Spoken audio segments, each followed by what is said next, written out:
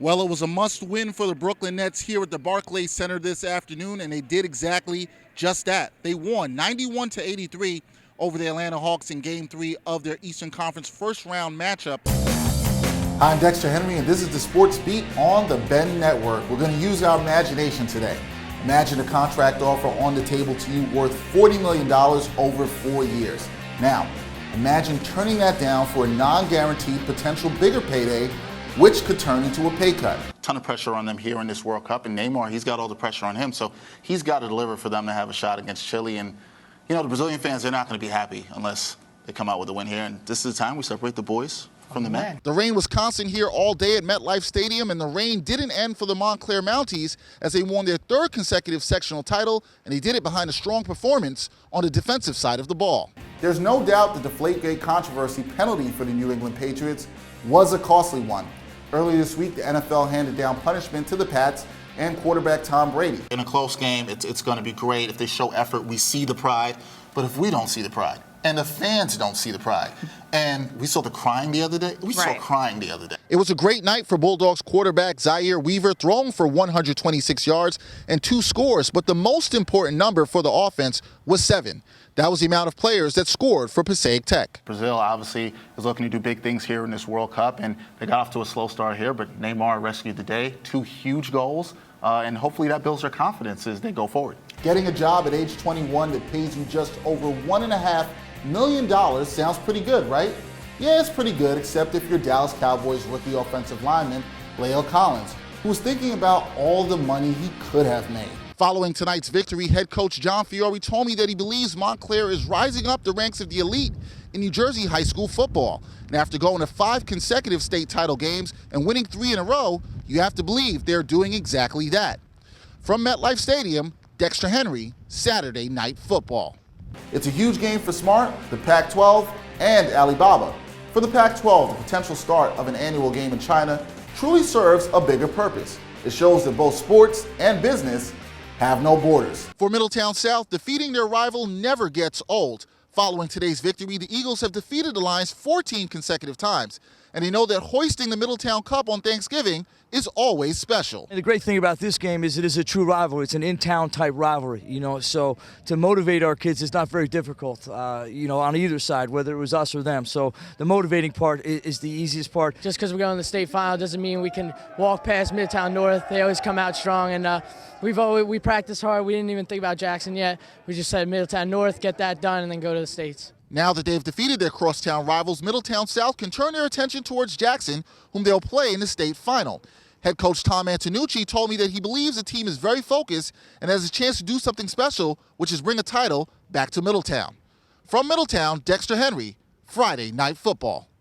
The only blemish on the record of the Jackson Jaguars this season was a home overtime loss to the Brick Dragons. However, on a frigid night with a spot in the sectional finals on the line, the Jags proved that revenge is a dish best served cold. Situation where we hurt ourselves last game. Tonight, I think this is by far the best game we've put together on both sides of the football and special teams. We had them the first time we played, and we just had a couple mistakes. We came out, we perfectly executed, and felt amazing.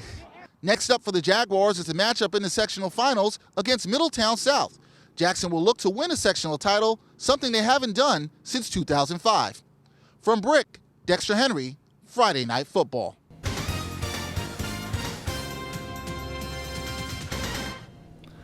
Hi, I'm Dexter Henry with News 12 Brooklyn Sports, and if you love basketball, then tonight's show is full of highlights from the hardwood.